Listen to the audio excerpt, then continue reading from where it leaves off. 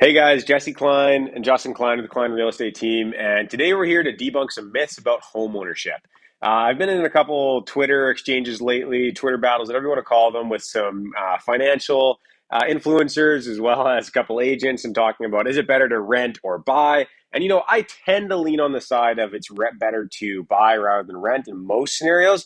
That's because I've run the numbers extensively. I went and I created this massive spreadsheet with every variable, and you can input every variable that you want. And we're going to show you guys that today. At the end of this video, we're actually going to show you what we think, what our assumptions are for the future going forward, because whether it's better to rent or buy totally depends on what you think about inflation, rent growth, price growth, interest rates. It all plays into it. And so we're going to give you actually the numbers that we think kind of a reasonable assumption you could use for the future and what that would kind of look like for renting versus buying. But first, we're just going to run through a really conservative example, give you guys an idea, and then hopefully that builds some confidence in real estate for you. So we're going to consider this two-bed, two-bath Yaletown condo. Right now they're asking $868,000 for it. You're going to have to put 20% down, amortize that over 3 years. 30 years. 30 years. And that's going to be monthly payments of about $3,700 a month.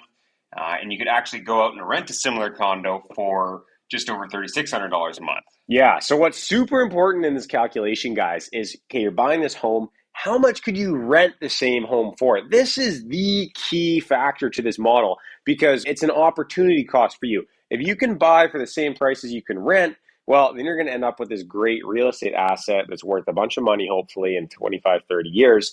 But if it costs way more for you every month, if it's twice as much per month for you to own instead of rent, your monthly mortgage payment, your taxes, your maintenance, all that stuff, well, now there's this massive opportunity cost where you're putting out all this extra money every month, and your house better be working overtime to appreciate in order to beat renting in that scenario. But as soon as the payments get equal, like here, in downtown Vancouver right now, the cost for a two-bed is like $3,700 per month on mortgage, plus strata and maintenance and blah, blah, blah. They're going to talk about that too.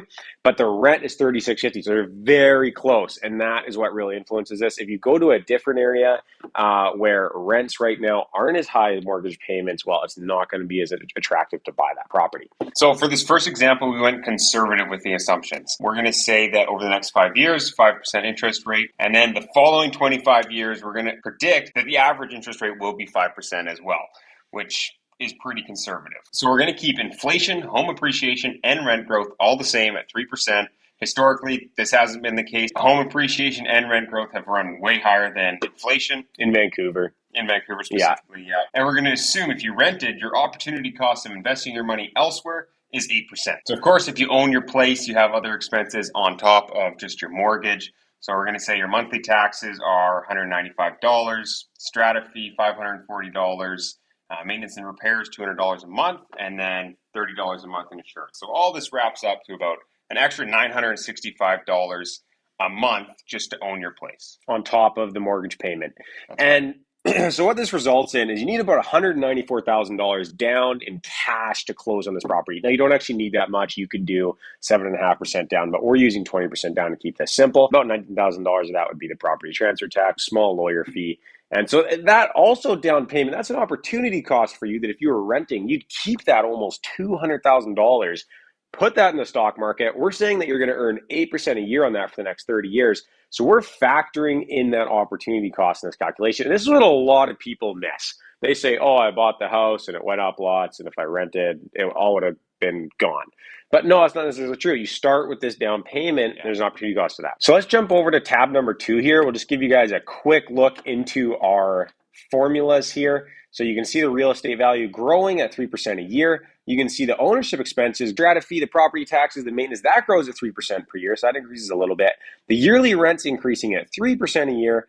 So what you can see is that the first 10 or so years here, it's cheaper to rent than own. So every single year, every single month, you're saving this money by renting. Around year 12 here, year 13, it flips, and your monthly yearly payments for owning become less expensive. And so this is a savings by owning rather than renting.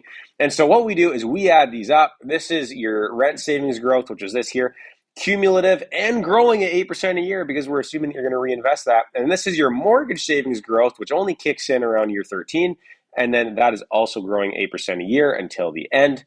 And here is your down payment growth as well. that original $194,000 that you spent on the condo, if you hadn't bought that condo and you rented instead, this is that amount growing at 8% a year. And wow, $1.9 million at the end. That's fantastic. And if we compare these two, what we end up with is a property value after 30 years of $2.1 million and a down payment alternative. This is if you'd invested the money in stock. That's a very close number. The down payment actually came very close to the property value. Remember, the property is going up at 3% a year and the stock down payment was going up at 8% a year. But because we were using 5 times leverage, we had 20% down.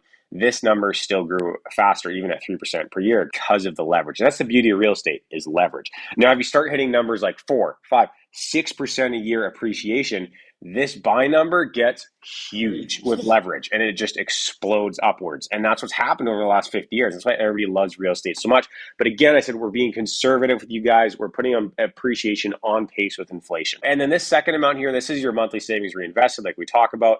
You know, if you're buying your property, the latter half of your 30 years, you're going to be saving money. But if you're renting, usually the first half of those 30 years, you're going to be saving money every month. So that's that amount. And then you add those two together. You got $2,538,000 at the end if you buy, and you got $2,531,000 if you rent. So buying just ekes it out by like $7,000. I mean, you can call them equal. So on to what we actually think is going to happen. We made 3 tweaks here. So we adjusted the interest rate. You know, we're predicting after this 5-year period, the next 25 years, we're going to average 3.5%. We changed the home appreciation to 4%. You know, traditionally it's been 7% since 1970. And then the last change is rent growth. So we put that at 4% as well. So you can see the numbers here. They're crazy, completely different. All of a sudden, you know, your equity after buying a home is $4.3 million, where your rent obviously stays relatively the same at $2.35 million. So vast differences. Clearly better to buy, even with those slight changes of a couple percent. Really, the big takeaway here, guys, is that if your personal beliefs, if you are bullish on the future of the real estate in a certain city like Vancouver, if you think immigrants are going to continue coming to Canada, we've got like 470,000 are supposed to come to Canada next year. If you think that our population is going to keep growing, that people are going to keep wanting to live in Vancouver over places like Saskatoon or whatever, and if you think that we're landlocked and that municipal policies with zoning are going to continue to constrain the amount of building that we can do, it's very likely that our rents and our prices will continue to rise above the rate of inflation.